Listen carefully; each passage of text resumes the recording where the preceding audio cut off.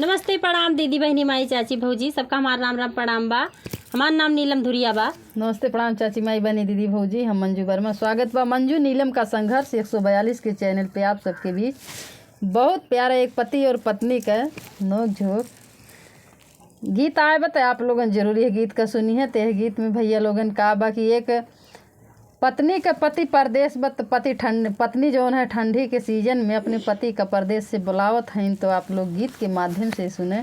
बहुत प्यारा गीत बा, अच्छा लगी तो अपन प्यार दुलार आशीर्वाद ज़्यादा से ज़्यादा मंजू नीलम का संघर्ष 142 के चैनल पे आप लोगन दी है। आवे सुने। जाड़ा के दिन बाबी तेना रातिया ये जी, जाड़ा के दिन बाबी तेना रातिया, घरे आई जा बाला मुआ माना जी बातिया, घरे आई जा बाला मुआ माना जी बातिया। जाड़ा के दिन बाबी तेना रातिया ये जी, जाड़ा के दिन बाबी तेना रातिया, घरे आए जा बाला मुआ माना जी बातिया, घरे आए जा बाला मुआ माना जी बातिया।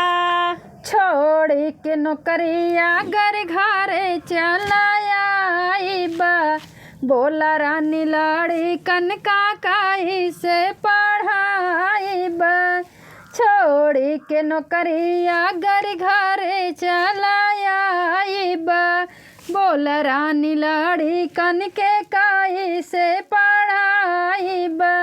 मान के बात लिखी भेजा चिट्ठिया ये रानी, मान के बात लिखी भेजा चिट्ठिया, काहे मारल बाटे गोरी तोहार मतिया, काहे मारल बाटे गोरी तोहार मतिया।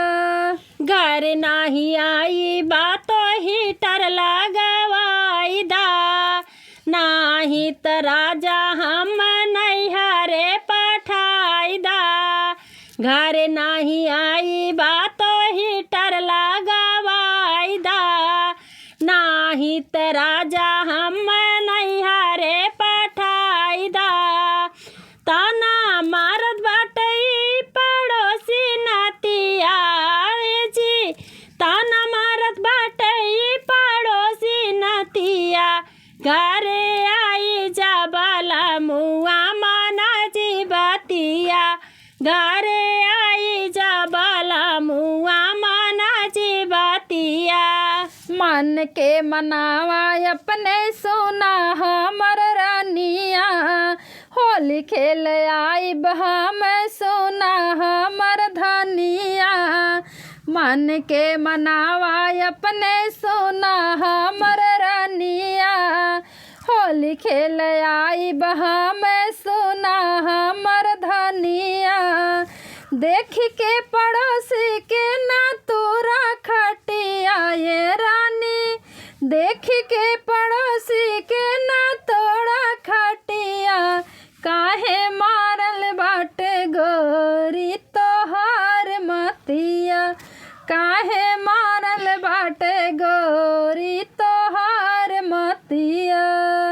कहिया ले अइबा पिया हम का बताई दा, नाही तो हमरो राजा टिकट कराई दा। कहिया ले अइबा पिया हम का बताई दा, नाही तो हमरो राजा टिकट कराई दा। बोला आशीष कैसे लिखैबै पतिया, बोला आशीष कैसे लिखैबै पतिया, घरे आई जा बाला मुआ माना जी बातिया, घरे आई जा बाला मुआ माना जी बातिया।